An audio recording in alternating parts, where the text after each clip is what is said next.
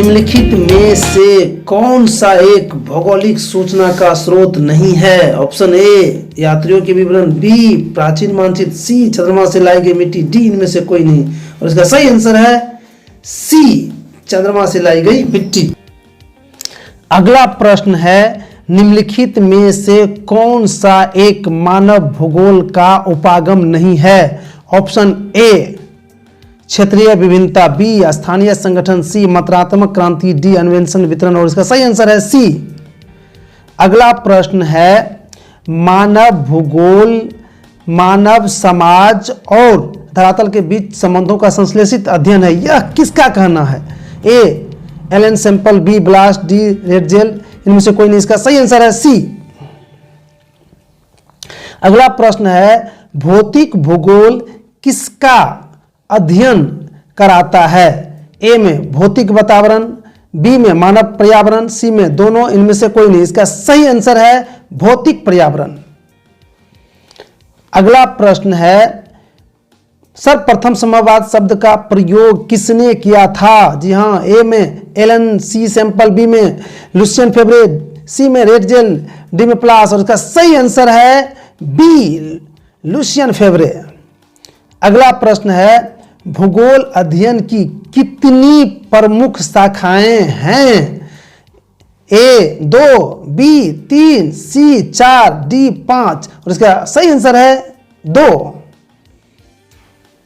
अगला प्रश्न है नवनिश्चयवाद संकल्पना का प्रतिपादक किसने किया था? निश्चयवाद के प्रवर्तक कौन हैं? ए ग्रिफिथ टेलर, बी हेटनर, सी रेडजेल, डी हम्बोल्ट। इसका सही आंसर है ए ग्रिफिथ टेलर। अगला प्रश्न है निम्नलिखित में से किस महाद्वीप में जनसंख्या वृद्धि सर्वाधिक है? Option A Africa, B Asia, C दक्षिण अमेरिका, डी उत्तर अमेरिका। इसका सही आंसर है अफ्रीका, ए। अगला प्रश्न है निम्नलिखित में कौन सा एक विरल जनसंख्या वाला क्षेत्र है? ऑप्शन ए पश्चिमी यूरोप, बी पश्चिमी ऑस्ट्रेलिया, सी दक्षिणी पूर्वी एशिया, डी उत्तरी अमेरिका। इसका सही आंसर है बी पश्चिमी ऑस्ट्रेलिया। अगला प्रश्न है निम्नलिखित में से कौन सा प्रवास का प्रतिकर्ष कारक नहीं है? ऑप्शन ए जलाभाव, बी बेरोजगारी, सी महामारी, डी चिकित्सा शैक्षणिक सुविधा। इसका सही आंसर है डी चिकित्सा शैक्षणिक सुविधाएं। अगला प्रश्न है निम्नलिखित में किस देश की जनसंख्या बढ़ने के बदले घटती जा रही है? Option A Oman, B Liberia, C Latvia, D Denmark. इसका सही आंसर है डेनमार्क। अगला प्रश्न है निम्नलिखित में कौन सा क्षेत्र प्राय जन शून्य है, लगभग जनसंख्या नहीं है? ए में टुंड्रा, बी में साइबेरिया, सी में अलास्का और डी में ग्रीनलैंड। इसका सही आंसर है टुंड्रा। अगला प्रश्न है जनसंख्या परिवर्तन के मुख्य कितने घटक हैं? Option A 1, option B 2, option C 3, option D 4। और इसका सही आंसर है 3 सी। अगला प्रश्न है भारत में जनसंख्या का वितरण कैसा है? ए असमान, बी समान, सी दोनों, डी इनमें से कोई नहीं। इसका सही आंसर है ए असमान। भारत में जनसंख्या का असमान वितरण है। अगला प्रश्न है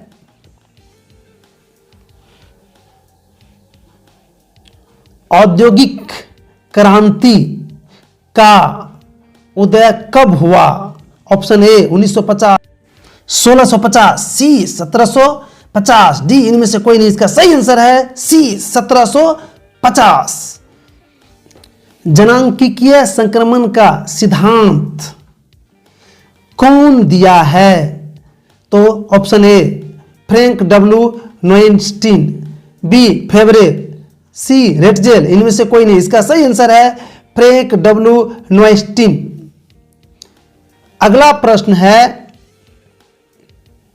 निम्नलिखित में से कौन मानव भूगोल से संबंधित नहीं है? ऑप्शन ए प्रत्यक्षवाद, बी संभववाद, सी समुद्र विज्ञान, डी मानववाद। और इसका सही आंसर है सी समुद्र विज्ञान। समुद्र विज्ञान मानव भूगोल से संबंधित नहीं है।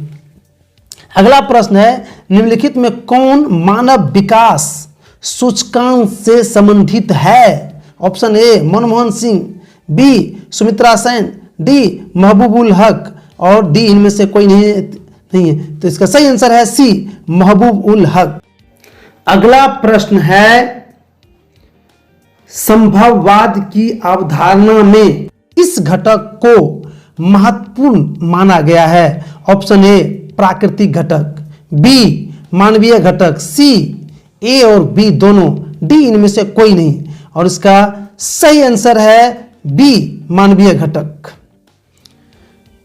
अगला प्रश्न है, नीतिवाद संकल्पना में किस घटक को महत्वपूर्ण माना गया है? जी, तो इसका ऑप्शन ए प्राकृतिक घटक, बी मानवीय घटक, सी ए और बी दोनों, डी इनमें से कोई नहीं। और इसका सही आंसर है ए प्राकृतिक घटक।